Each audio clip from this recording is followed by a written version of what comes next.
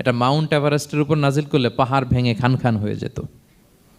শীতের রাতে কোরআন নাজিল হলে রাসূল সাল্লাল্লাহু আলাইহি ওয়াসাল্লাম ঘেমে একাকার হয়ে যেতেন, কপাল বেয়ে টপ টপ করে ঘাম পড়তে ওহী রিসিভ করতে যেয়ে।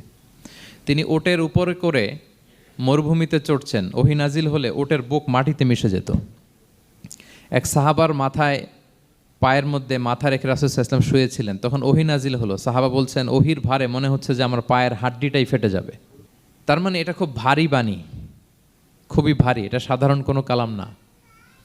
তো এই যে রাসূল সাল্লাল্লাহু আলাইহি ওয়াসাল্লামের কাছে যে ওহী নাজিল হচ্ছিল, এটা যদি রেগুলার নাজিল হয়, এটা রিসিভ করা রাসূল সাল্লাল্লাহু আলাইহি ওয়াসাল্লামের জন্য সহজ হবে না, কঠিন হয়ে যাবে। রেগুলার ওহী নাজিল হলে এটার যে পাওয়ার, প্রেশার, রাসূল সাল্লাল্লাহু আলাইহি ওয়াসাল্লামের স্নায়ু এটা বরদাস্ত করতে পারবে না। তো আল্লাহ বোঝাতে চাইলেন, নবী, আমি কাফির রাজা বলে আপনাকে আমি ভুলে গেছি, কখনো না, নেভার এভার।